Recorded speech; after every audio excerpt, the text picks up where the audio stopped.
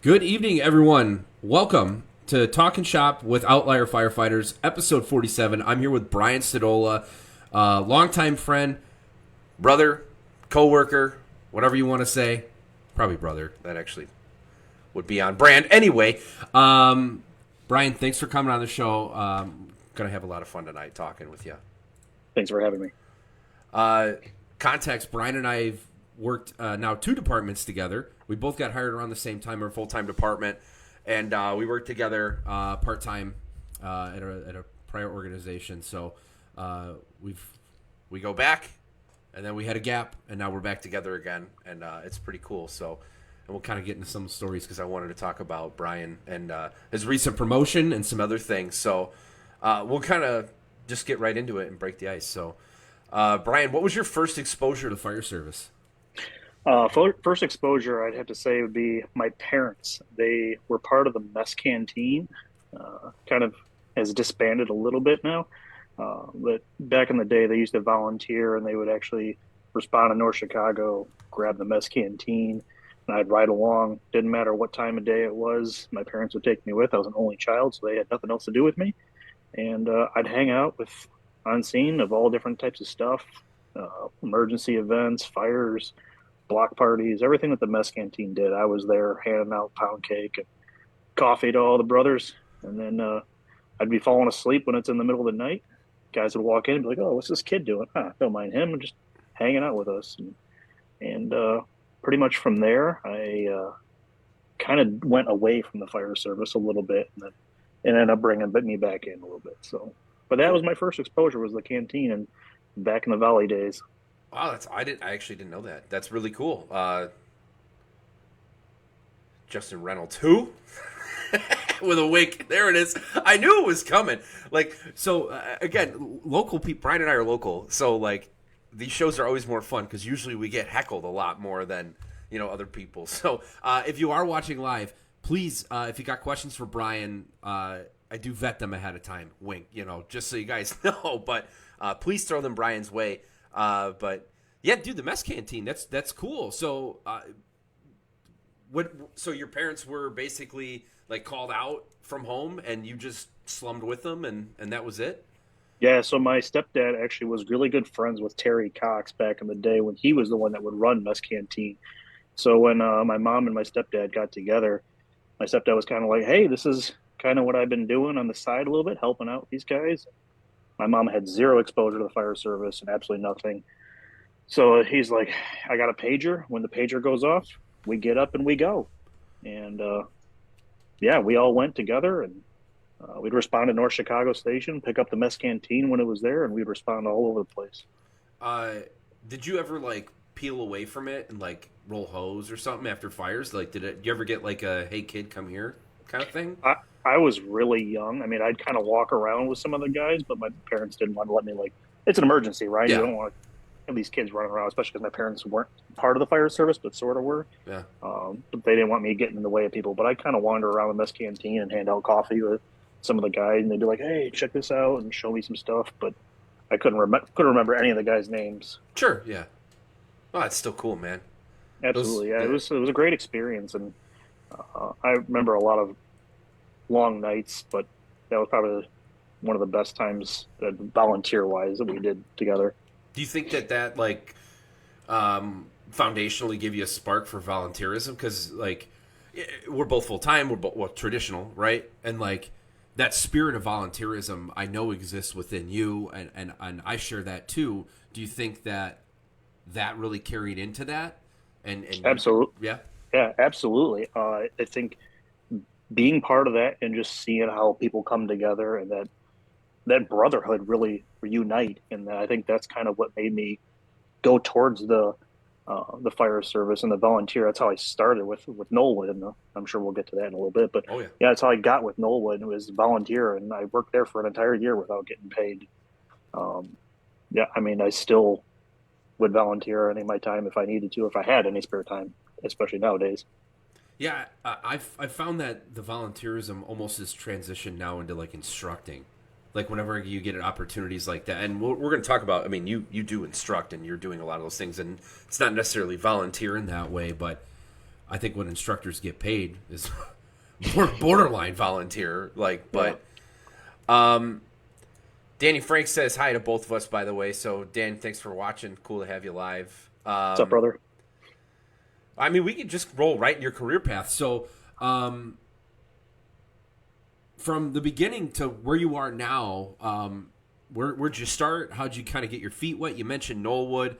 And I think I've talked a little bit about K-Wood on the show before about that live-in program. Were you a live-in guy, or did you just? I wasn't part of the live-in, but I basically lived there on all the days I could. Yeah. Yeah, I mean, I was there. I want to say 3 years. So I left probably around the year before they closed. Yeah. Where else were you? Other than there in that time period, because I thought I remembered that you were at like 3 or maybe even 4 at the same time, right?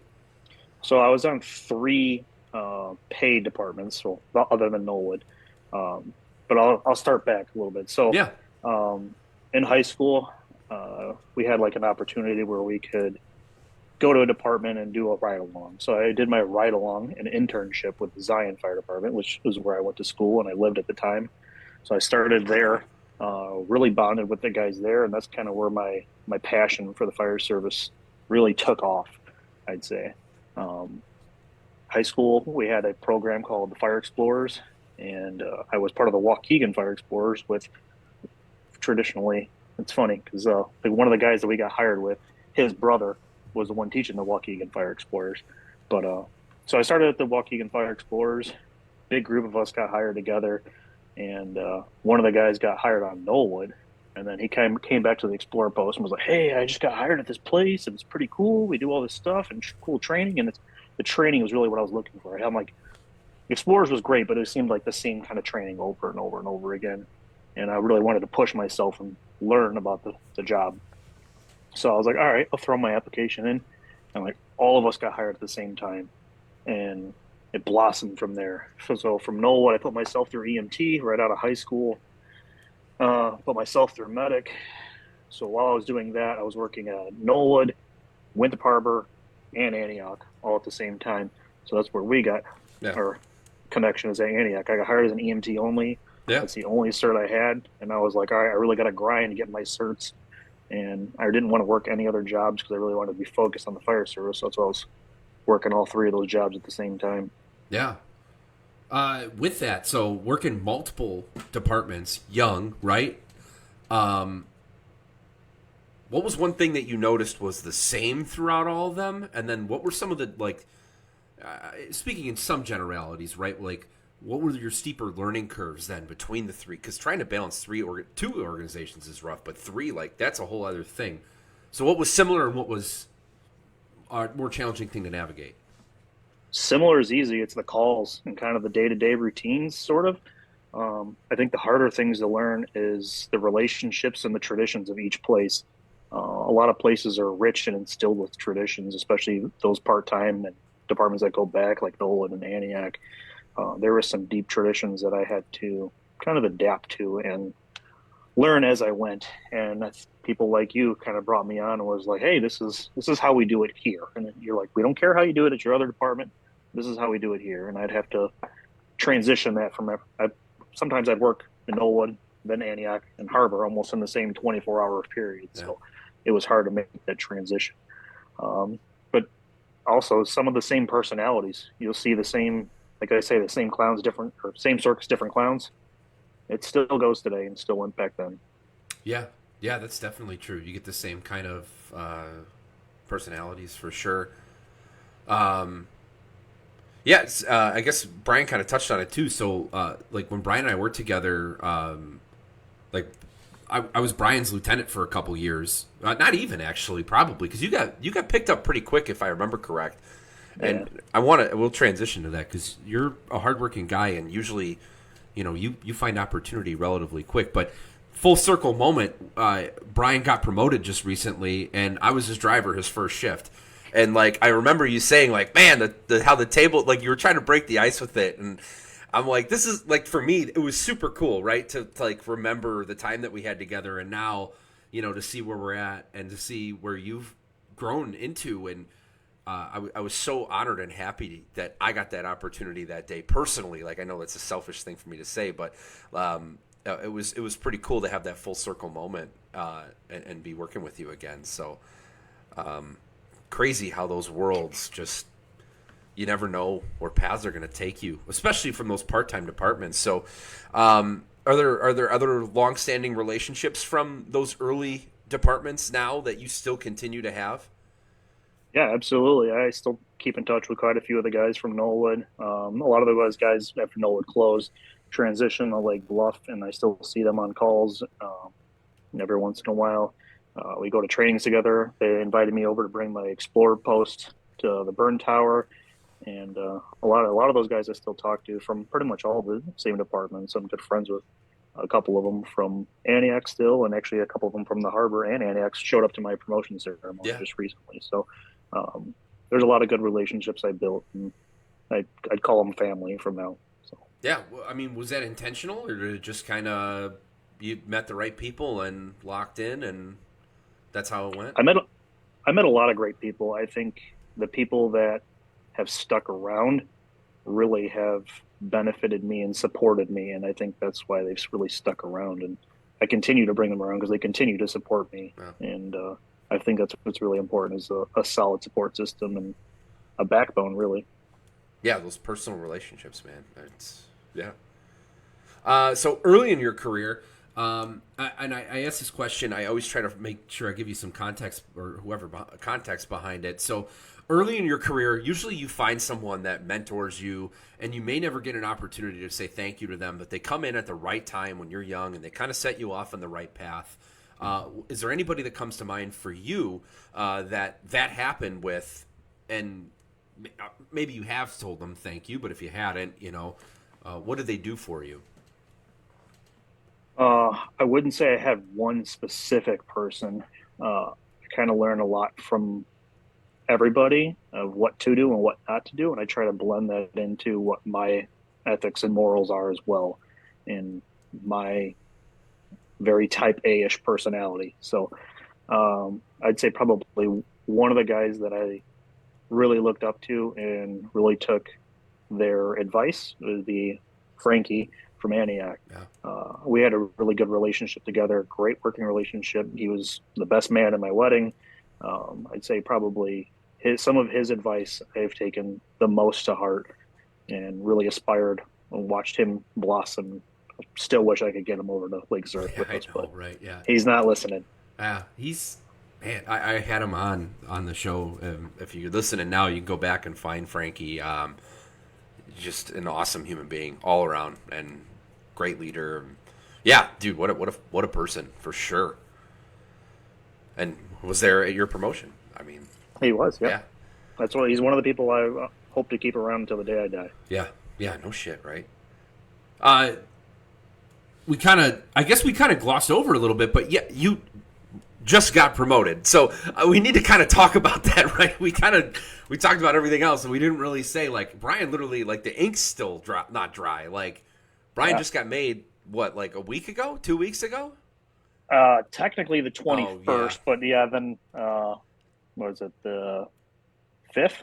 I had my Monday. dog and pony show at the Yeah, Village Hall. the village. Yeah, yeah. On top of it, and I'll name your accolades too. You're in charge of the SRT for our department, right? So you're part of Mabus in that regard. I know you teach for Elevated. You're also one of the lead instructors for our Explorer program. Brian mentioned that already. Lots of stuff. And how old are you? 30. Yeah, now your back's starting to hurt. Yeah. Yeah, I mean that's like all I've noticed. Brian's always done stuff young and found it young and gets opportunities young, and I think that's one of the major things we're going to end up talking about. So we'll kind of roll into those questions again. Watching live, ask Brian questions. I'm paying attention as best I can. I'm one guy, but I do the best I can. And I'll transition into taking ownership of your future. So recent promotional process, seeing how everybody's doing their thing, and people end up where they end up for a reason, always, and it's always their own planning. It's always on their own merit or demise, right? And Brian ended up obviously first on the list because he just got promoted. And um, talk through some of the prep that you've been doing. I mean, since you got hired traditional, you've been preparing, I would, for that role and for that position. Um, Kind of share some anecdotes about that. Well, so I got hired Zion first. I started there, was there for 11 months ish, and then I got the call from Lake Zurich. Was kind of hesitant about leaving. Some of the guys in Zion gave me the push over the edge and said, "Hey, you can really make yourself somebody there at Lake Zurich. It's a great department." And it still is. It still is a great department. I wouldn't be where I'm at without them. So I got hired on Lake Zurich. Very new, didn't know anybody there, and kind of was playing the ropes, trying to see where everybody was at, how the department operated. And one thing I've always tried to be is try to learn the position above me. And I got hired as a probie. A lot of the guys were like, "Hey, you seem like you're pretty dialed in," and I was just like, "All right, well, I'm still here to learn how we do it." So, uh, but at the same time, I was being a good probie, doing all the probie stuff, cleaning the toilets, but I was also watching from the background, watching my lieutenant, watching my mentor, seeing how they did things and how they carried themselves and where I'm going to fit into this organization. So probably right around uh, 10 months ish, my captain and my lieutenant called me up, said, "Hey, captain's the SRT lead right at the time." He goes, "Hey, uh, we want you to take over SRT. Are you interested?" And I was, "Hell yeah, I love it." And didn't know what that meant for me, but I do now. So pretty much my plan after probation was nail out all my SRT classes. And because I already had FAE, I had advanced fire, I had a lot of the baseline stuff that I needed, and got on a lot of committees as well, such as Explorers, because I loved the Explorers. I loved being part of the Waukegan Explorers, and I wanted to give back to the kids and be part of the growth for our future with these kids and make some impressions on them. So I joined that committee. I was already a CPR instructor. I previously had my own CPR business, which I gave up because it's annoying. Uh, Joined the CPR committee, which also meant stop the bleed. So I just started kind of tacking on all these things that I actually enjoyed and that really brought me happiness within the department. A lot of people will look from the sidelines, go, "Hey, you're kind of taking on a lot." And I'm like, "Yeah, but I'm managing, right?" So, and I wasn't taken away from any of the positions that I did. I was given everything, every single role I had, everything I had. And some of the guys were like, "Oh, you're just doing this for points for testing." And I'm like, "Dude, I'm a year and a half on, maybe 2 years on." I'm like, testing's not in my mind right now. I'm just doing things that make me happy, that bring me joy. Finished all my probation classes, got on a couple other committees, training and safety. Training's awesome. I love training. I love teaching people. Same reason why I'm on the Explorer post, right? So I kind of just kept tacking on this stuff. And then eventually I got on my committees that I'm on. And I was like, all right, well, feeling a groove. I'm kind of hitting a plateau, right? What do I do now? I'm gonna go for my bachelor's degree, something that nobody else in my family really did. I didn't really have an opportunity financial wise out of high school to do it, and I paid for myself out of college mostly. My parents helped me a lot too with what they could for community college. And I was like, you know what? Talk with my wife. Hey, this is what I want to do. And she said, go for it. So I did. I did an online school. It worked was what worked for me and for my schedule, my family, and finished that. And I kind of was just like, all right, well now what? And people kept saying in the background the same thing. Hey, you're just doing all this stuff for points. You're doing. I'm like, no, this is stuff is for me. This was what makes me happy. What makes me feel accomplished. And so then I was like, all right. Time came around. Hey, are you going to test for lieutenant? Kind of him hawed back and forth a little bit, and then I was just like, you know what? Yeah, I think I am. I'd been on the department.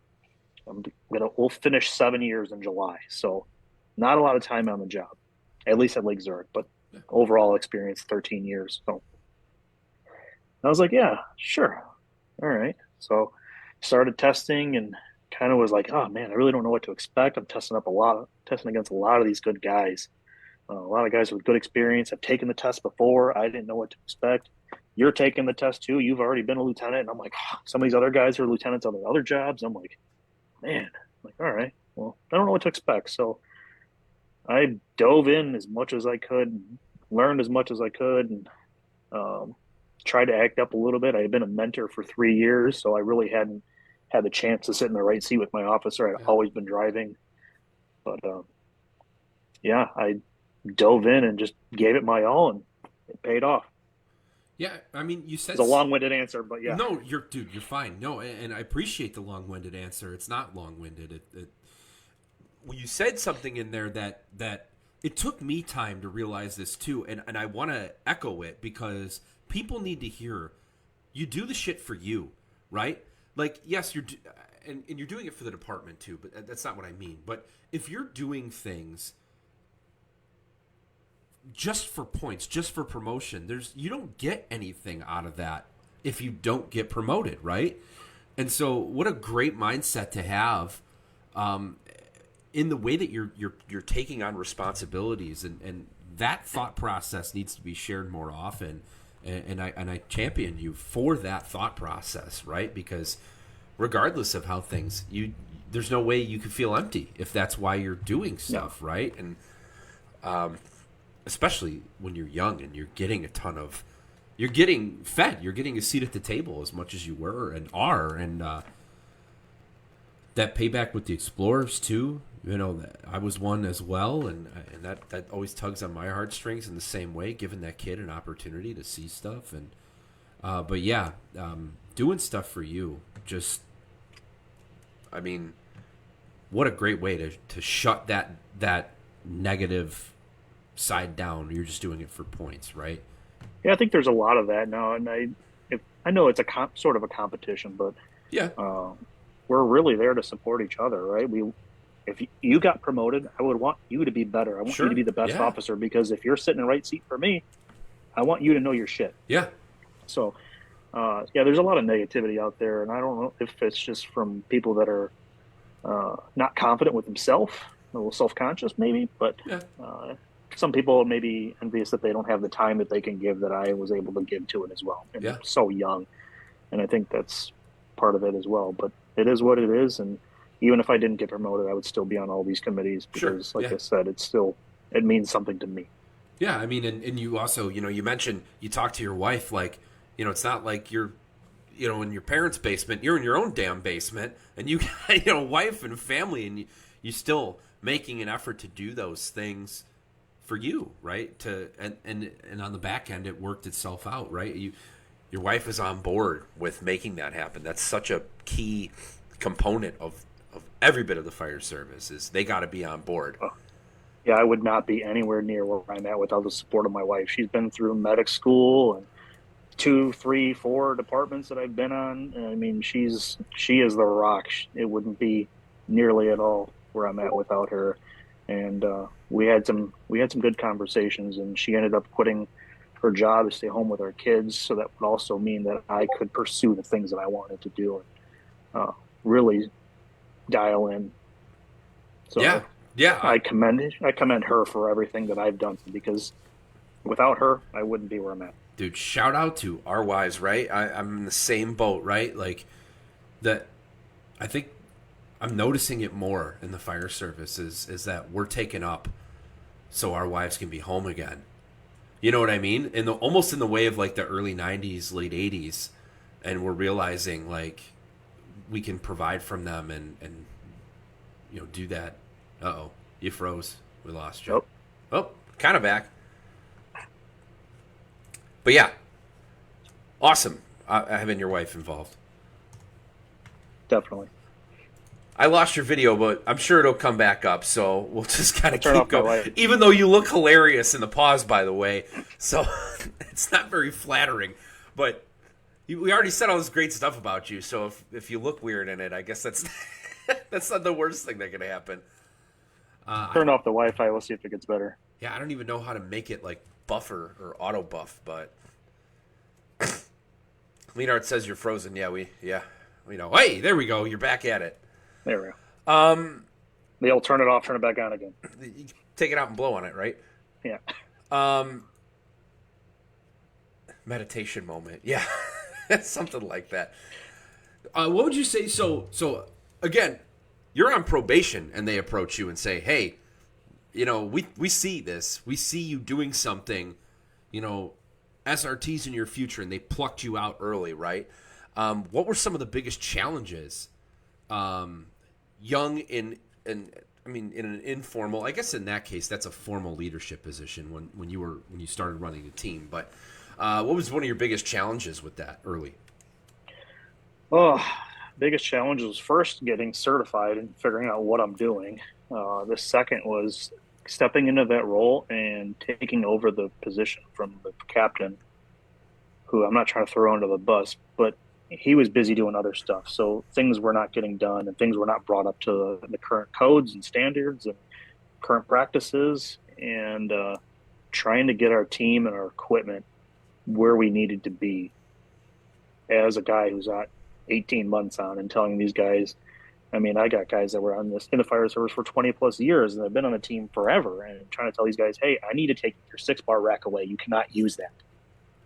And they're like, no, who are you? And it's like, I'm in the team lead now. Like, it's hard to be like, I don't have time on the job, but no, we're not doing this. Yeah. And I kind of learned the hard way of, yeah, I'm going to get a lot of grief for it, but at the end of the day, the guys are still going to mostly listen.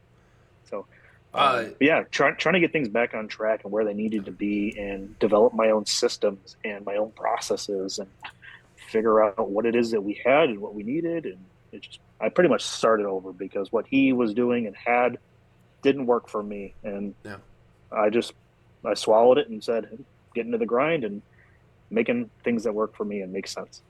How much of that was, I mean, you doing it essentially like unpaid and all that other stuff, right? Of putting the work in.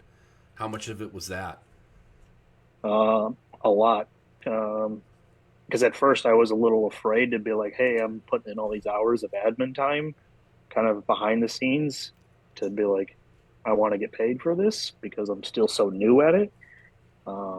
So I think there was a lot of administrative work behind the scenes that I put in, and research, and just trying to figure out where we needed to be. There was a lot of, I'd probably say, at least 100 hours of putting things together that I didn't put in for. Sure. But I still enjoyed every minute of it. I learned, which is what meant the most to me. And the reason I bring that up, right, is because, there's almost like a personal pride with some of that stuff, right, where you do got to kind of put it on your shoulders, and maybe you're not going to get the compensation that you're looking for all the time for everything when you have a purpose, right?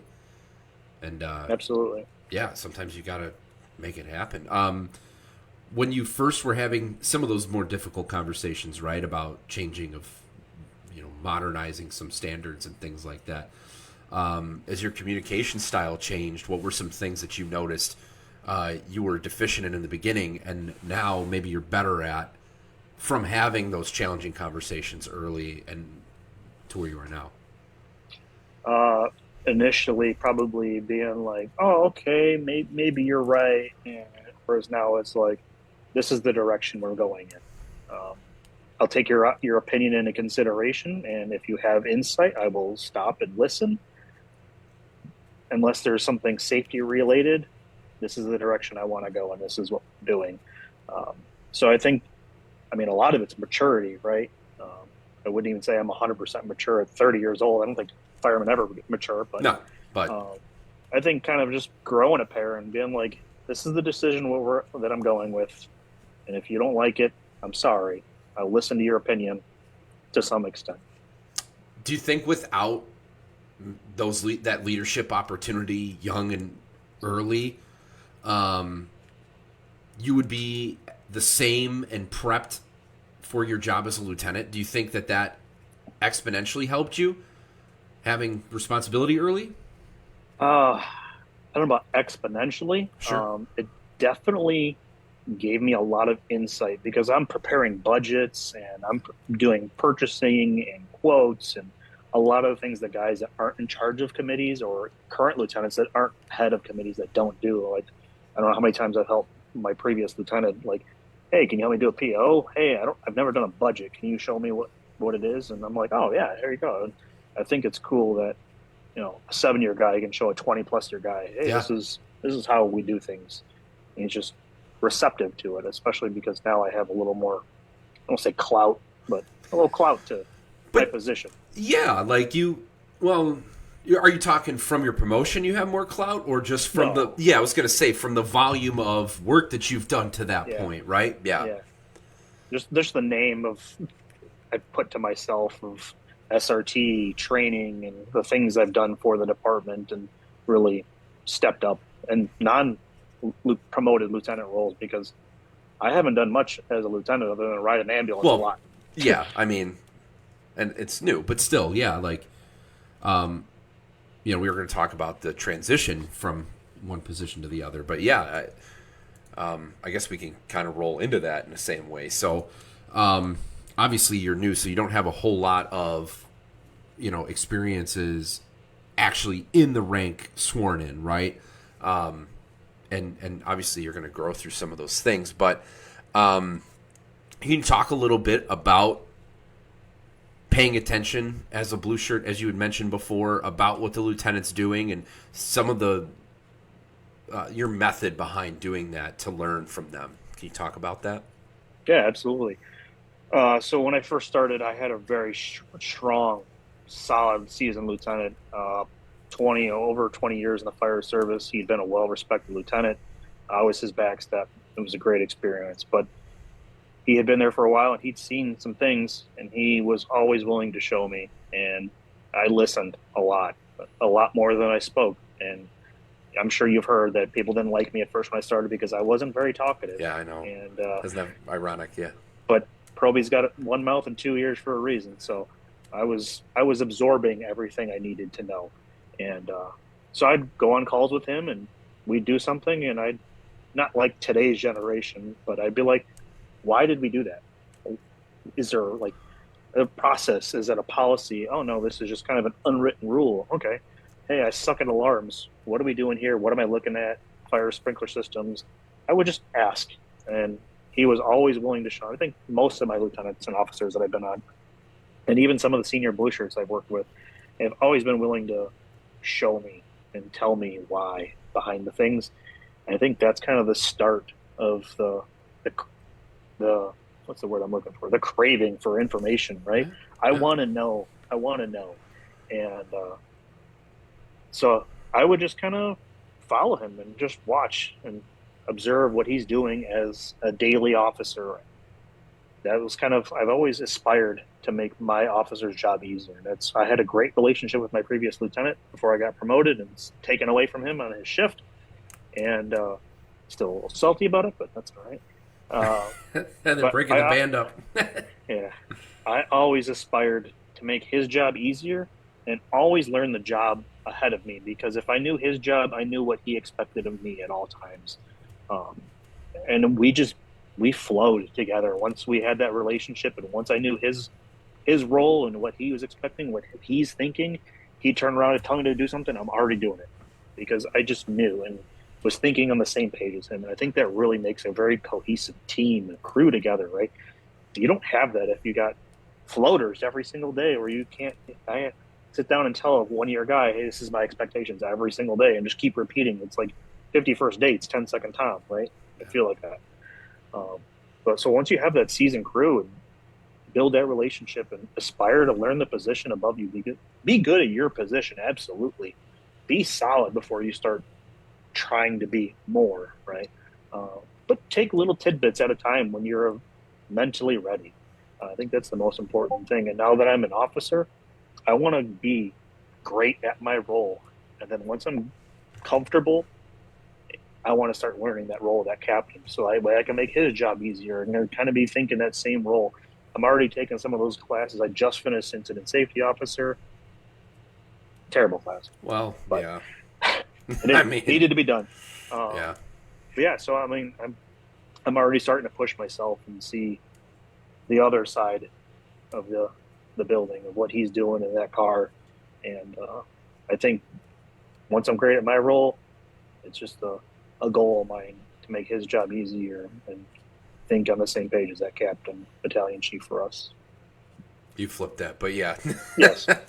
I know. We got to explain that. But yeah, dude, what great great lesson for new people, right, to get involved with that kind of stuff. And I know that like we've talked about it, in other ways before, that's a challenge that like this next generation coming in, they're not getting like the 3 departments part-time prior to coming in, where there's a lot of that stuff that gets worked out and the expectations extremely high, for a traditional firefighter, on especially where we work, where there's only 3 people on an engine. So knowing that job above you is massive, and it's a great way to be good at your current job, right? Like, to a certain Yeah. extent, like, you're better at your job when you know and can anticipate, right? I think a lot of that started when I was in Antioch with you. Once I got my EMT and I was went through EMT and then I finished the fire academy. I came back and I was like, "Hey guys, I'm fire certified," and they're like, "Great, you're gonna go ride the engine now, but you can't drive, so you're sitting right seat." Yeah, dude. It's, What weird. I guess we should probably give context to that, right? Like, but that was the life there. Like, there weren't enough drivers, and the lieutenants often drove. And so, how's that for learning the job above you? Like, literally, I remember.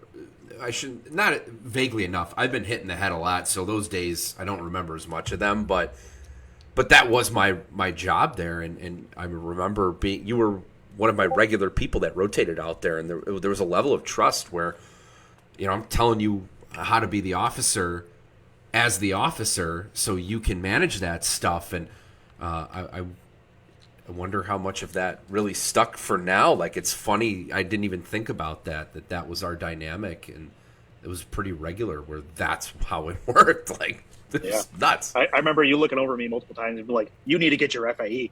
Yeah, right. Well, it's because, like, it was the Wild West for a little bit. When Oh, you yeah. were in charge of, you talked about floating and rotating crews, right? Like, that was the life of a part-time paid on call or paid on premise lieutenant, is you never had the same people. So it was 51st dates every single day, and the certifications were all over the place. You mentioned you were an EMT, right? And like, you're trying to figure out, okay, if there were times where I was the only medic with 2 EMTs, which was not unheard of, but it's kind of unheard of, right? I think, and you lived some of that life too, to a certain extent. Prior. Yeah, I got my medic license. I came back. I rode 3 shifts as a shadow, and they're like, "All right, you're lead medic on an ambulance." So I did a brand new EMT, and it's like, "Oh no." Do you think that forced, like, pucker factor, giddy up, Oh really yeah, benefited you? yeah, it made me want to be dialed in and be like, "I'm in charge of this now. I need to know what I'm doing." Yeah, that thirst for knowledge, right? Yeah, Yeah, a for little bit of CYA. Well, yeah. I mean, no one wants to die, and you don't want to kill anyone, right? Like, really, like, that's exactly. a bare minimum for the job, and it's yeah. Um. So again, it's a little bit tough because you just got promoted, but and maybe one day you'll be able to look back on some of this conversation and think, in a couple years when you're off and rolling and all that fun stuff. But well, would you say there's difference between in leadership between a lieutenant and a firefighter? Yes, I think as a senior firefighter, you can be that hard voice to the other firefighters of like, "Hey, asshole, like cut it out," or "Hey, get your shit together." Whereas a lieutenant, you can be a little bit of that, but you have to be a little more political because you're an officer, supposed to be more of a higher pedestal. But that's not it's not who I am, right? Um, but I got to learn a little bit more, and it's a transition that I'm looking forward to, absolutely. And but yeah, as a lieutenant, you got a little bit more responsibility on your back, a little more oomph to your name, right? And as a blue shirt, I think a lot of senior blue shirts have sometimes more leadership than some of our officers all over the place, not just where we work.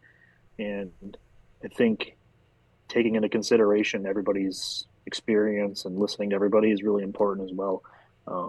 But that blue shirt to lieutenant role, the blue shirt can a little more hard, down and dirty type talks with the crews, and some of them are leaders themselves. Yeah. Yeah, I think when I had to do it, I remember I had to use a shovel a lot more, and like you couldn't just take a conversation and be like, "I'm staying away from that." Like there were times where you'd hear things and you would have to go and dig because you don't have the you're obligated at a certain point, right? Given your position, Yep. that was that was always a challenge, right? When I had a great saying from my previous lieutenant is, are you complaining? Is this a complaint or are you just bitching? yeah, And he's like, I need to know which one's which. And yeah, I'm like, that's fair. yeah, because there's a line, right? There absolutely is a line, Yep. and yeah. What's one thing that you are hoping to develop in the first like year more so than you know what I mean? Like what's something that you want to improve on and get better at in your first year as a lieutenant? Uh, Something I want to get better on the first year. I probably just have to say, uh, getting into that groove of how I want to set the day up. Because yeah, running the calls, it's running the calls, right? The calls don't change. It's the dynamics around the fire station, like setting up training and doing all this and running here or going there. I think that was one of the reasons why when I got promoted, I really wanted to be back at our main house because they're busier. That station one officer, he's kind of like the guy that's kind of leads the day. Hey, this is the training for the day. This is what the plan is. Come over at this time. I feel like that's really going to help me kind of develop my processes, right, as an officer and my groove. Because yeah, I got to do a little bit of. I had 4 shifts as an acting officer, as a legitimate acting officer, and other than that, I've sat in the seat maybe a dozen times getting some of my book done, and uh, so yeah, I really don't have a lot of sets and reps in that spot in the groove. So my goal is to get a groove and just develop myself Yeah. and develop my crew if I can get a consistent crew.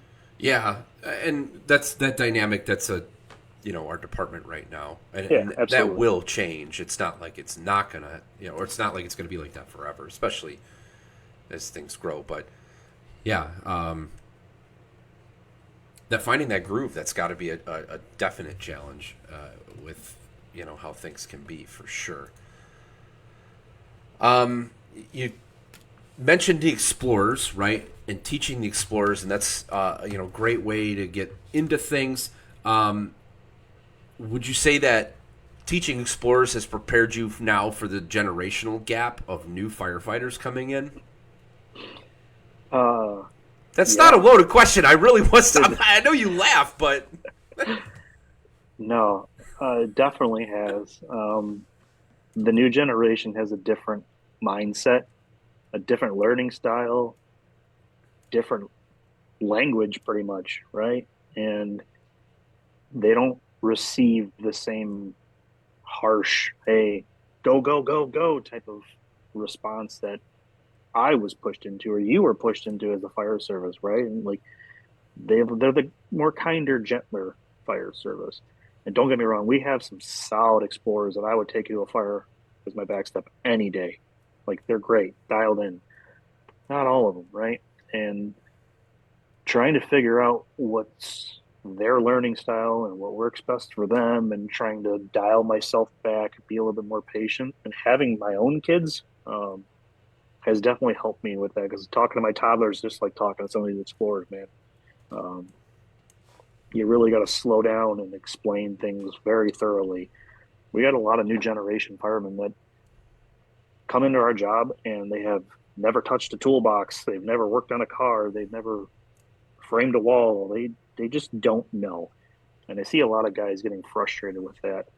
Yeah, you can be frustrated, but don't take it out on them, right? Be that mentor.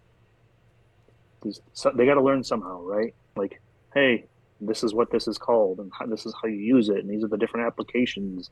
You can't just expect them to come in and know everything. Like, we teach them our hoses, our loads, our tools, our operations, right? So You don't expect them to know that when they come in. Don't expect them to know how to use the Genesis or the airbags or a socket wrench, right? Yeah. It's Yeah. as simple as we think it is. It's stuff that we grew up with. Our parents had us involved with that. Yeah, for sure.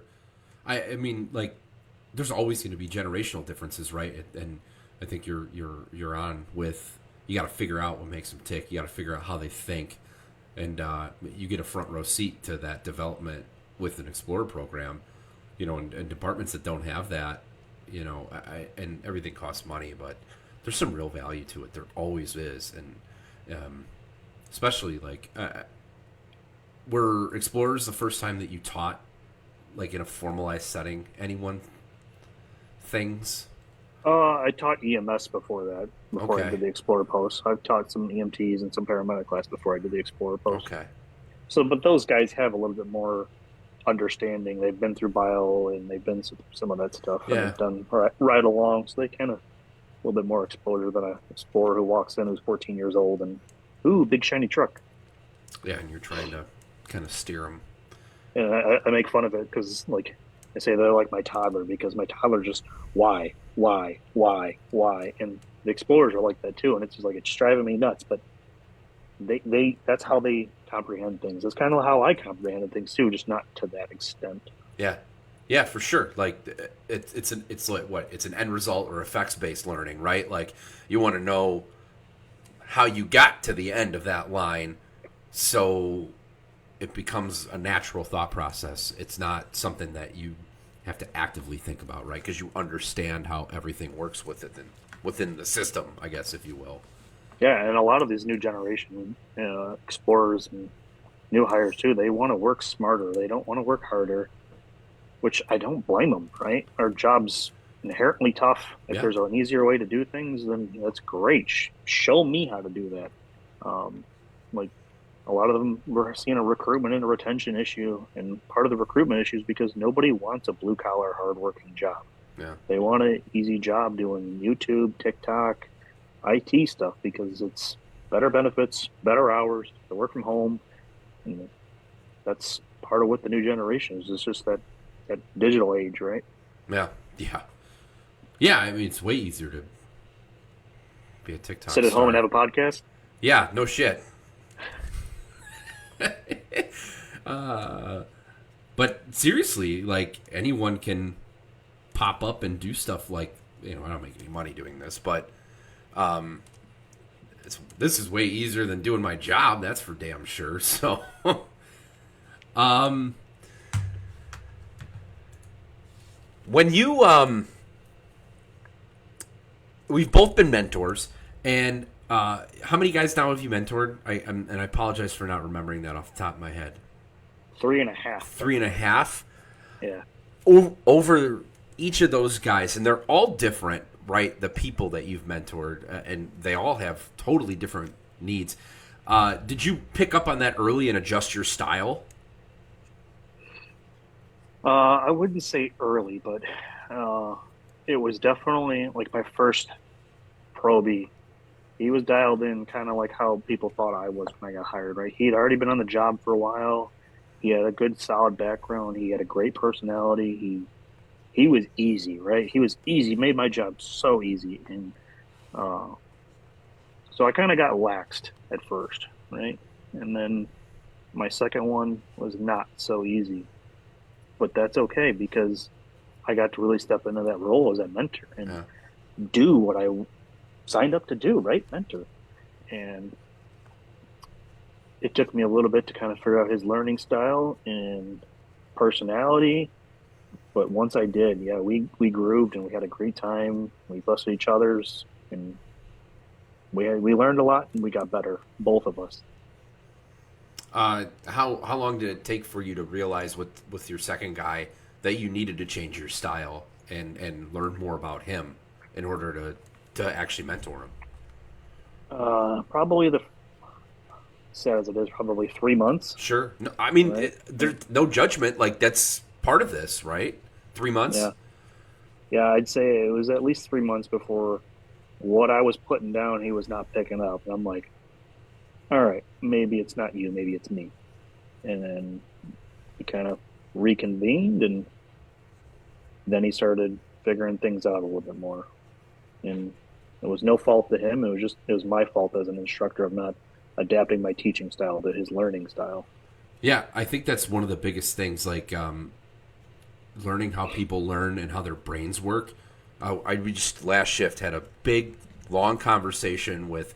They floated a probationary guy out to me and my lieutenant, and he's had some challenges and he's had some issues with other people, and I mean, we had probably a good 20-minute conversation about, hey, we know you have ADHD. This is how your brain works. We know how your brain works because we've learned these things from classes we've taken, from instructing things, and we know your brain works this way, and that it's not your fault that you're, the way you are, but now you need to understand your brain in order for you to be successful. And the conversation, it was phenomenal, and it really, like, I think it looked like it for him. He realized, like, I don't have to pretend to be something I'm not. I just have to learn about myself. And I feel like that's the thing now for instructors and mentors. That's the next level. Is not the put your foot down and draw a line in the sand and say, no, you have to fit in this box. We're a fire service. None of us fit in any box. That's why we found the fire service, right? And I see you nodding. I know you probably agree with some of that, right? Like that, Absolutely. changing the way that you approach those things. Yeah, I want to say, like, teaching and learning it's a 50-50 road, right? You got to understand what kind of learner you are, and you got to understand what kind of teacher you are, and those have to blend somewhere together, right? I don't learn the same way other people learn. I don't teach the same way other people teach. But I don't think, if you're not understanding something, the earnest isn't 100% on you. It's that instructor's role to adapt his learning style to his teaching style to your learning style. And they just got to find that common ground, kind of like you're talking about. Like, we come together and we've got to make it happen. Yeah, for sure. And frustration's part of the game, right? Like, I think would you say that's probably a lesson you got to learn in that? Yeah. Firemen are easily frustrated, and we have very little patience. Yeah, right. It is what it is. Creatures of action, right? Yep. It's like walking behind a slow person at the grocery store. Right. What a fucking great analogy. Yeah, like, for sure. You're like, oh, there's a lane there. I'm going to take it, right? Like, when we were talking about what kind of topics we were going to discuss and go over, you talked about picking people out early, the generational gap. We're kind of tying those things together. Obviously, we're both formal mentors in our organization, but informally, I'm sure you do a level of finding those people and kind of just giving those little flicks in the right direction, right? Can you talk about some of that? Yeah, absolutely. So, my last crew I was with, my lieutenant and he was part of my half probie. Like, came to me. We finished off his probation and engineering and all that good stuff together. And from the moment I started working with him, I'm like, this guy understands that. Like, he is going to be an inspiration to somebody, right? We got him on the Explorer post. He's an instructor with the post, and I can see a couple other guys too. But, like, people listen to him and people understand him, and he's got a great way of teaching. He's a stud, man. Yeah. Much calmer than I could ever be with some of these kids, especially the Explorers. And he's part of that new generation too. And it's crazy because I'm like, I wouldn't expect that from one of the new generation guys. And that's a fault to me only. Like, not that I look down at the new generation at all, but, like, he steps up into that role that we need in that new generation, and it gives you a little bit of hope. And yeah, I mean, great guy. I think he embodies that. I know who we're talking about, and he embodies that Crocker quote, right? I have no ambition in this life but to be a fireman. Like, he lives that. Like, it, and like, you mentioned something. You weren't anticipating that, right, with a new guy. What a great lesson to learn in that regard too. Like, these people exist. It's not like, they might be unicorns for some places, but it's not. I mean, they're not as challenging to find. And so what kind kind of empower them a little bit. That's what I was going to ask. So what kinds of things now? So obviously you're getting him teaching an Explorer program. You're doing those things, and but you hold no formal leadership over him in any regard. How did you develop that true like mentor-mentee relationship with him? As in, I'm the mentor and he's the mentee, or? Well, I mean, yeah, like I know that you kind of had a half mentorship program with him, but sometimes when you pick somebody up at the end, you're just getting them through the finish line. You don't truly develop like, maybe the people you would talk about from like Beach Park or something who actually were a mentor, a true.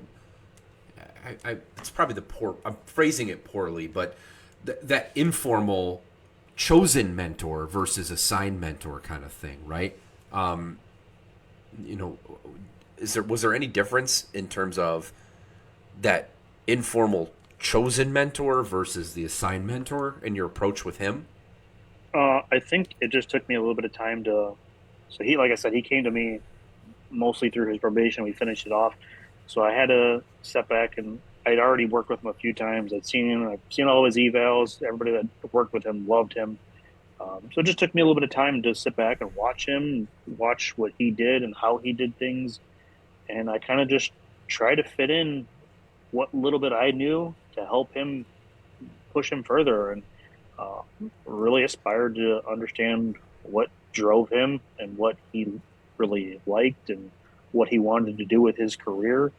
And he opened up to me, and I think that's really the biggest thing is we pretty much put all our cards on the table from the moment we got together. And here's what I have to offer. Here's what you have to offer. He's taught me a lot. I've taught him a lot. And yeah, like kind of like Frankie, right? We just have that relationship. And I think now that he's finished, he's going to blossom, man. Like he's had some great people as his officer and as his mentors, right? And he understands what he needs to do to get to wherever he wants to be. Like whatever his goal is in sight, I think he can do it as long as he puts his mind to it. He's already involved in the department. It's funny, we were sitting out there watching some of the other probies pull hose and do drills, and he was on my crew and he's on a 4DA, and I'm like, dude, like you're gonna go pump, you're gonna take it easy, you're just gonna kind of watch from the outside and fill me in on what you see from this probie. Because I'm going in with him, masking up, we're forcing doors, pulling hose on the third floor, and then the chief comes out and we're just kind of shooting the shit a little bit, and he's like, turn around, look at who this crew is. He's like, you got 2 3-year salty engineers, right? And I'm like, I wouldn't want it any other way though. Like that's what I want. Those are the guys that I want pumping my lines and backing me up. Yeah. I remember it's one of those questions I think most people get answered with promotions, and maybe it's almost an LDDM question because it's an extreme, I guess, is would you rather have the junior guys or the senior guys as a brand new promoted lieutenant, right? Would you rather have the 2 young guys or the 2 senior guys that have been around? Yeah, dude, I don't know. Like, it's tough, especially at our department, because we have some solid senior guys and we have some guys that just fill seats, right? And yeah. It's the same way with our new guys, too. We have some solid young blue shirts and we have some blue shirts that are a real struggle. Yeah. I mean, 50-50, right? I mean, do I want that knowledge of that senior blue shirt there that's going to help me blossom as a lieutenant? Or do I want that young blue shirt that's going to drive me to be an officer and still teach and still learn at the same time and make me better as well? And they both got their pros and cons, and I can't say either one. Yeah, cop out. You're going to Switzerland me, aren't you? I am, yep. What the fuck? I thought you took LDDM. I told you I'd drop an F-bomb before you. Yeah, dude. Like, that's impressive, too. It actually is impressive. Well, maybe not. I swear a lot, but yeah, with between the two, yeah. I mean, yeah, I know I'm making fun of you for Switzerland, but yeah, like there's great things with both sides of it, right? Like, I mean, how important would you say crew cohesion is for work? Dude, it's everything, right? If you don't blend together, it's it's one thing to maybe not blend together in the station, but on calls, everybody needs to be on the same page, right? And we need to be able to understand each other and how we're operating and what the next steps are and agree on those, right? At the station, if you don't eat meat, you don't do this, you don't clean shitters, whatever, we can get through that, right? But when the shit comes to calls, we need to be cohesive. Otherwise, that's where people get killed and Yeah, things happen. There's reports on those, and so it's detrimental to not have a cohesive crew. yeah, yeah. Couldn't say it. Sorry to get serious, but No, come on. What? um, I know you people are in there watching this live, and I know you got questions. So I'm gonna make another call for it. So please throw them in there if you've got questions for Brian. Um, with have you found a limit? I guess so. You're involved in a lot of things. You have a lot of stuff. You said you're able to manage all that stuff. Have you hit your limit? Do you think? And are you starting to throttle in different directions? How are you able to balance all of those things with family and work and the extra stuff at work and the other things that you're doing in terms of teaching, and how do you do that? not easily, that's for sure. Um, I've definitely stepped back. I've gotten asked to take part in other committees and do other things, and it's hard. But I say no, and I don't have any regrets of saying no to some things because once you start taking on more, it starts taking away from other pieces, and it would just tear me apart to do that, right? I mean, I've already taken on a lot of teaching roles. Um, they're pretty similar for the most part, uh, but yeah, if I'm giving to my organization what I can give, and until I give something else that's not making me happy, I'm not taking on anymore. Um, and a lot of people are like, "Oh, you got promoted. You're going to drop all your committees now." And no, it's not what I'm doing. But if I find that my role is taking up too much as an officer, I'm going to start looking to one of those things to give up to keep me 100%, to keep me whole. Right? I don't want to suck at SRT leadership and be a great officer. I want to be great SRT and great officer at the same time. Um, yeah, it's just saying no. Being young is tough because I see opportunity in everything, and it kills me to say no. But at the same time, I don't regret it because it's going to start affecting relationships, and I can't do that. I'm already not home all the time with my family, and my kid's 2 months, and it's like I blinked and he's grown up. Come home, and my daughter's like, "Oh, don't go to work again, Dad," and it's like it just tears you, and you're just like, you got to find that solid balance, and um, yeah, if it doesn't make you happy, don't do it. Like if it's for points, if it's for money, if it doesn't make you happy, don't do it. Yeah, for sure. Um, have you put some thought into how I mean, eventually we all transition away from our responsibilities, right? And have you put any thought into an exit strategy for some of those? And maybe exit's the wrong word, but a transition away from that. Uh, for most of my committees, I wouldn't say I'm a leadership role, other than explorers where I do all the training for them. But there's other guys that are on there that will jump at that bit, and I think will excel. I would just show them what I do, and kind of like how when I took over SRT, like if it doesn't work for them, no sweat off my back. Like do what works best for you. I just want to see you exceed. Even if I got off the committee, I'm always going to help out with what I can and tell guys what my input is if they ask for it. I'm not going to be that guy that gets off something and tells them how to still do it. Uh, Um, SRT is a little more tricky, right? I got 3 guys that are just finishing up classes and one that's only got 2 classes done. 2 guys that are going to be getting off the committee or team soon. So it's, I got to develop those guys and hopefully Fucking one dibs. more. So I got to figure out a way to develop those guys to show them what I do and really what the role is. I know that there's at least one guy that would be great at it. He's Yeah, been an officer other places, and he's got that same mindset and same drive. yeah, Um, so I don't think it'd be hard transition, but um, just like you said, picking out those people that yeah. you see that are going to be flourishing in that leadership role, and whether they're an officer or not, I think you got to develop them, right? So maybe if it's, hey, come here and come hang out one day, and we're going to do this together.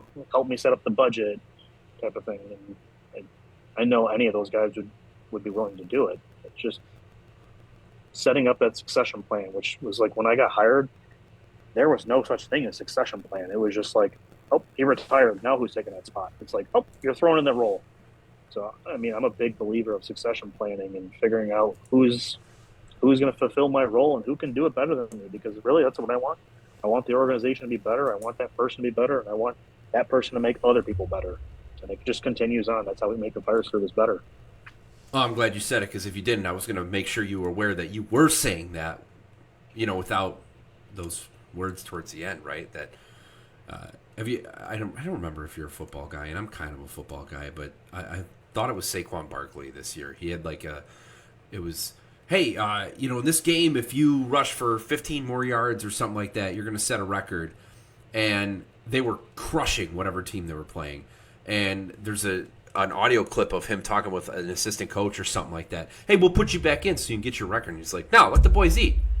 It's like that. You know what I mean? Like, okay, cool, I can have a record, but when are these guys going to get an opportunity to play live game NFL, real reps in front of a real team and not a practice squad? And I thought it was Saquon Barkley. He's like, let the boys eat. That was his quote from it. And I think you're speaking the same thing, right? Get them involved. Get them to do this stuff. You might not necessarily be like, I'm done tomorrow, but if you're already kind of picking those people out, just like you were talking about before about mentorship, it all plays into the same thing, right? You're looking for that person to give something to eat. Absolutely. If you're not looking for the next person to replace you, I don't know what you're doing. Like, it should be my goal. If I'm with my probie and we're doing mask up drills, right? It's my goal for him to beat me, Yeah, right? That's what we're all about. It's what that leadership role is to teach people to be better than you. yeah, absolutely. I got some things to pull here from the chat. So, Jamie, wow, blast from the past. That's awesome that you're in here watching us. She also said it's 2-0 for F bombs in favor of me. So, Got to catch up. well, you try. Your priorities shift when you have kids and you drop some things, right? So she was, echoing what you were saying. Brian Vantrist has a question. Knowing what you know now in terms of career development experiences, is there anything that you would have done differently, before getting where you are now? Anything that I've done differently? I don't think so. I think everything that I have done has played out pretty well. Um, I started early and I just put my nose to the books and just kept learning. Um, Brian, you were part of that as well. I helped you with your EMT. You got hired on the harbor. Uh, I think you find the role that you fit in, and I have it tattooed on my chest. Everything happens for a reason, right? No regrets. Yeah, but no, everything happens for a reason, for real. It's you fall into the roles that you're meant to be in. And if something doesn't work out for you, it worked out.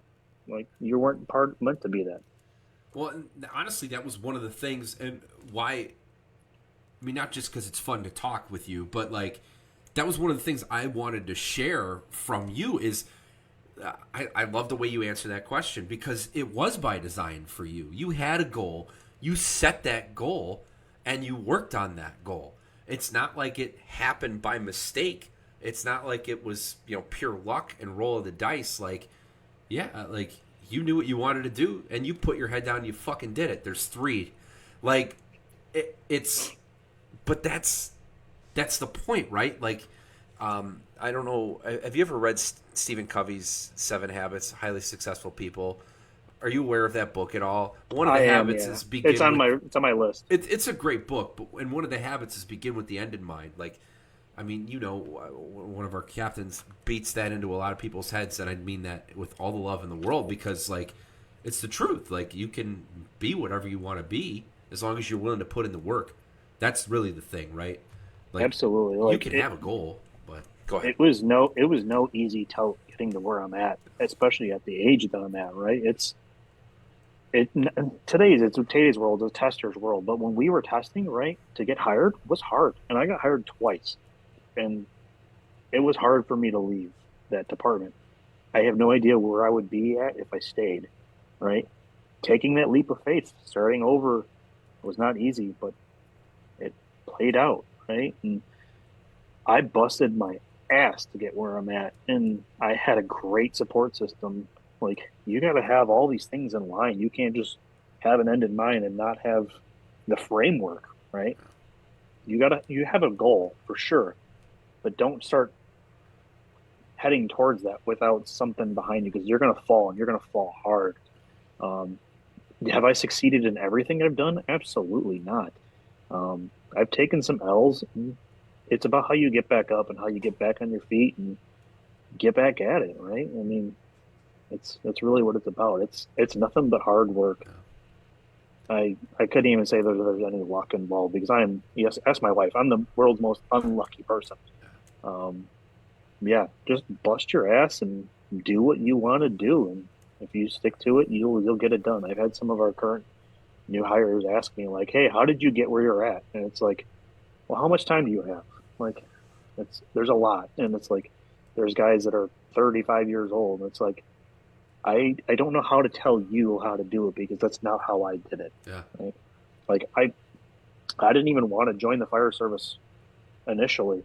I was actually signed up and had a class schedule to go be a mechanic. Driving down there, I was like, what am I doing? This is not what I want to be. And then I started with the fire service. Sure. But right. So it's okay to start over. And just swallow that pill. Hey, I failed. Do something. Do something about it. Yeah, I mean, there's no scenario where someone with under 10 years in an organization and under the age of 30, and I know you're 30, but it's close enough, like, accidentally gets promoted, right? Like, in a traditional full-time, like, it's not an accident. There's no, you know what I mean? Like, it's clearly hard work. That's always the answer. And Brian says, you were a great help early in my career, and thank you. Well, can't wait to see you on Monday the 19th, Brian. There you go. Oh, is he taking a class? I is. should plug that, but it's full now, so which is awesome, by the way. But that's another hat that I wear. Okay, well, what I'm gonna do, I'm gonna transition to closing questions. But if I think of anything, I'll throw it in there. But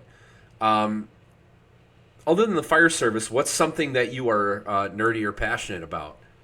For example, like Headquist and tow trucks. Like, think that. Oh, what am I nerdy about? Or passionate.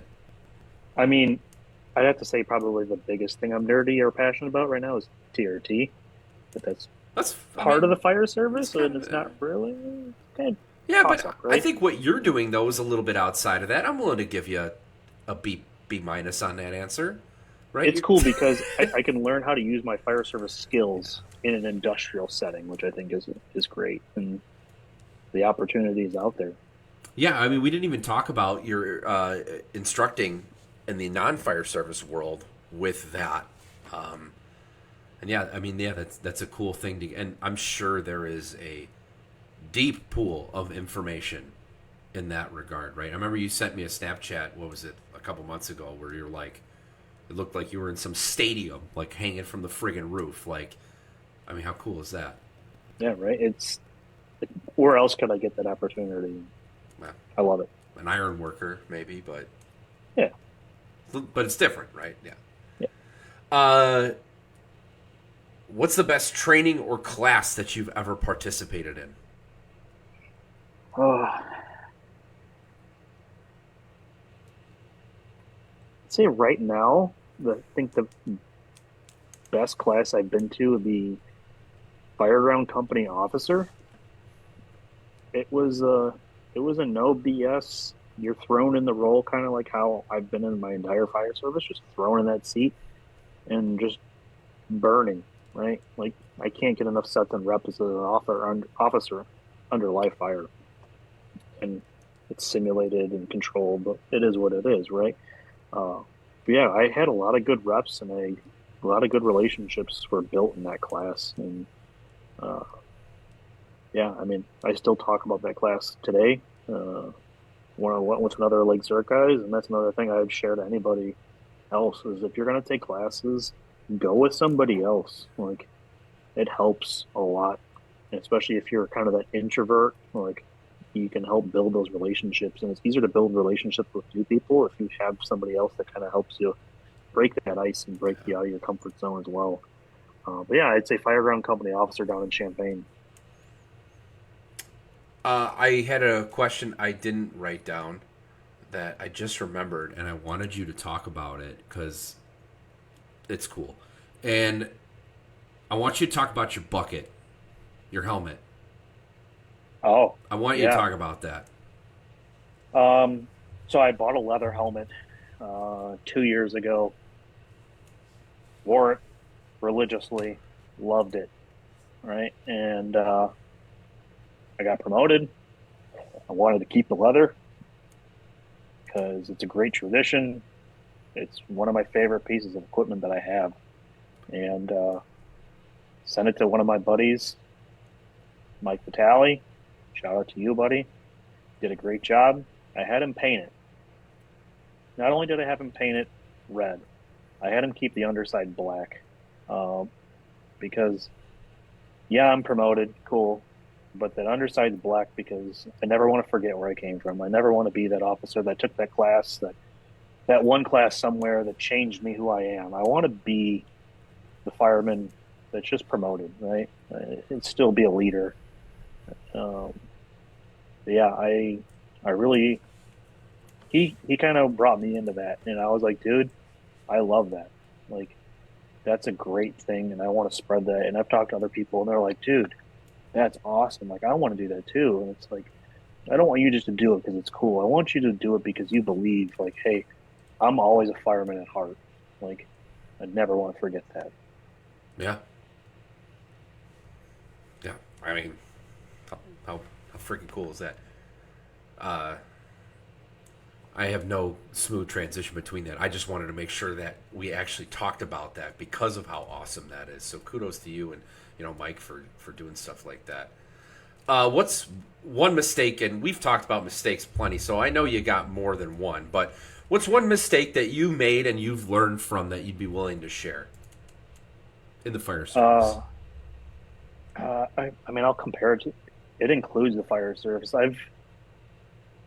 I'd say I've taken too much away from my family and given it to the fire service, right?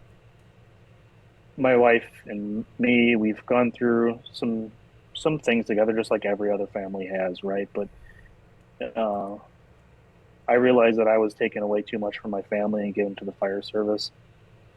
I love both of them dearly, but ultimately my family comes first. And like I said, I wouldn't be here without my wife and my two beautiful kids.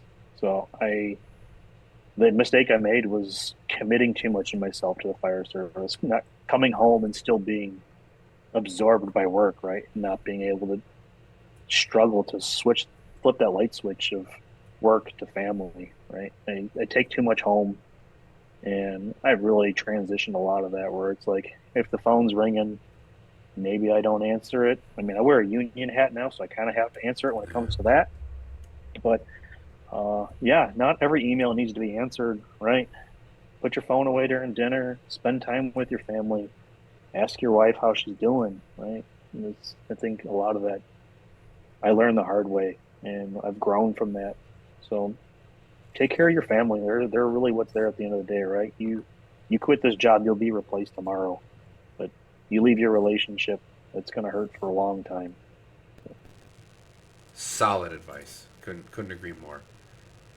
Uh, have you ever lost your passion for the fire service? If you did, what did you do to get it back? And what do you do to stay passionate about the fire service? Oh man, yeah. I think you and I kind of both went through sort of the same lull. That's kind of why this And we, question's in there, but I, I think the best thing you have to do is if you're not getting something out of the fire service that you want, put it in yourself. Find it yourself. Read a book. Take away from whatever is upsetting you. Step back. Like I said, if it's not making you happy, don't do it anymore. Yeah, I've lost my passion for the fire service at times. Um, just find something that helps you reset. If you take a break from everything that you're doing and kind of just show up to work, and maybe you're that bum for a week or two that just shows up and does the bare minimum, so be it. But talk with your crew. I've gone through some family stuff recently, and I approach my crew and I'm like, hey, this is what I'm going through. I'm not going to be here 100% mentally. And they're like, dude, we got you. And that's the thing. Like, you got to have that crew. Like we talked about, that cohesive crew, like that understands you, because they know that you're not going to be that bum forever, right? You're going to bounce back, and they're going to be there for you however you can. Um, yeah, losing your passion is going to happen. It's how you relight that passion is really what is important.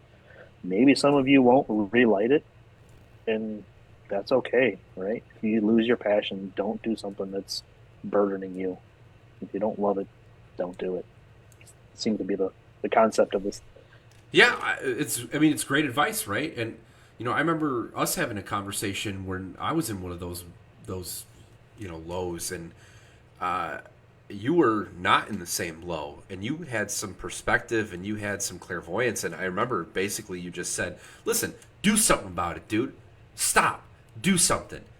Like whatever it is, you need to do something. And that that metaphorical slap to the face was enough to kind of like reset, as you're saying. And just like you're talking about having the conversation with your crew, I mean, it's a common theme throughout passion for the fire service. It's people, right?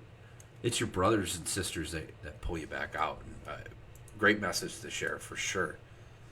Yeah, absolutely. If you see somebody that's striving right now and you're struggling, approach them, right? Open up. It's hard for all of us as firemen, but open up. Maybe you'll be better and they'll be better. Yeah, I think like we want to be tough, right? We want to be like, I'm good. And I think like we're getting there in a lot of ways. And usually, when you talk about like the global fire service culture, right? Like I think it's embracing that so much better, but it takes time for that to trickle down to organizations necessarily. Like, and I know we said we weren't going to talk necessarily about our organization, but I think that we're delayed in that to a certain extent, right? Where that vulnerability, that I screwed up, that kind of stuff, that giving people grace, it's not quite there yet, but it's getting there. You know what I mean? And Yeah, conversations like that work. I don't think it's our organization by any means. I think it's the American Fire Service. We're so far behind in mental health and that tough bravado, and um, everywhere else around the world gets it, and they prioritize mental health and well being, and um, there's not a lot of that stigma anywhere else other than the American Fire Service. And yeah, it's kind of cool, but at the same time, it's kind of not, because all the LODDs that you see recently are suicides, and like there's 50% of them last year were suicides. And I think prioritizing your mental health and talking to people is needs to be a priority that traditions and needs to transition towards. Hey, take care of you, and take care of your body, and take care of your mind. It's all you have. Yeah, I mean it's. I mean Bill Gustin. I don't know the full story, but he took his life, and then Isaacson right now is going through something down in Florida, and like I don't even really know the whole story of what's going on with that. No, I mean those are some giants of the fire service struggling with those things, and it it's pretty brutal. But he refers to it as calling the Mayday, right? That you need help. Yeah. Isaacson does, and like I mean, I had a good Yeah. friend at a department not too far from here.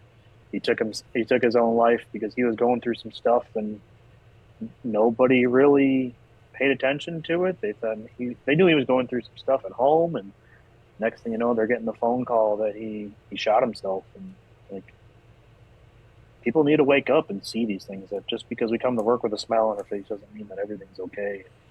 There's a lot of cues that you can pay attention to that really will cue you in on I mean, how obviously, people are doing. like something like that obviously changes your perspective on things. Have you made a conscious change after an event like that in the way that you approach people and that you read people within, the fire department? Not just the fire department, I guess, but I I think I still don't know everything that I should be looking for. And yeah, that's something that I want to get better on, especially now, maybe now that I'm in an officer. Hey, that's something I need to pay attention a little bit more to.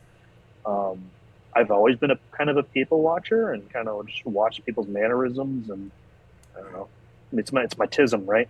But no, I mean it's hard to pick up on these subtle cues unless you know what you're looking for. So I think everybody's everybody's got to look out for each other. That's really what it is. yeah, yeah, and we're making progress. It's just takes time, Slow. Yep.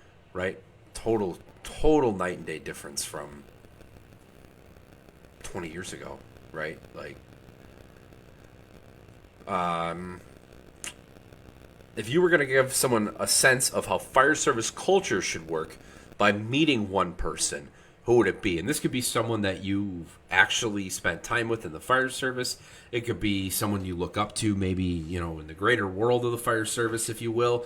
It's entirely up to you, but you're going to take that explorer, first day of exploring, has no clue what the fire service is like, and you're going to go, hey, kid, go talk to that guy and go spend time with them.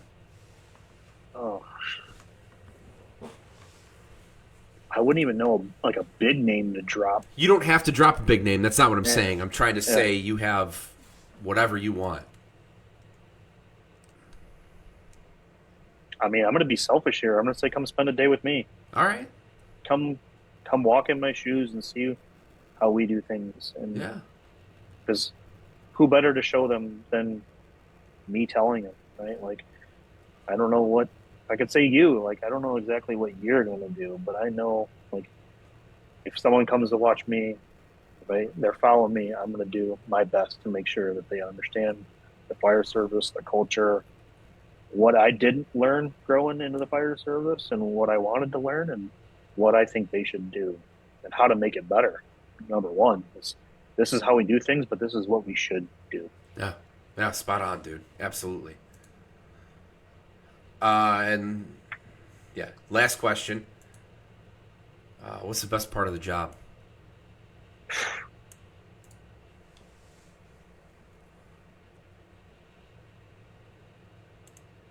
I gotta say, it's the brothers, man. Like, it's the family. I don't have a lot of close friends that aren't in the fire service, right? Because we understand each other. We speak the same language. We like the same things for the most part, right? Yeah, I mean, I hang out with some of my wife's friends, and they're just like, "What?" That Like, guy's all right, weird. well, yeah, yeah. It's like, oh well, the other guys would have laughed at it, but yeah, I mean, it's the brotherhood. You can call me up whatever time and say, "Hey, I need a ride." That you know someone that's on your list that's going to come and get you. Yeah. Hey, I need a deck built, right? I know a guy, Yeah. right? And it's through the fire service that I have those relationships. Yeah. Totally. Couldn't agree more. Well, Brian, I appreciate you coming on. I mean, it's always a fun conversation, you and me, but having it formalized, I guess, in a way is pretty cool. So, if anyone wanted to get a hold of you, right? If they had questions about some of the things you said, or wanted, I don't know, anything further, how could they get a hold of you? I'm on all the socials. Follow me on Facebook, Instagram, Snapchat. It's probably the easiest way. If you got my number or you want to get it, reach out to me on social media. And I'm text message away, a phone call away, or buying one beer from away. There you go.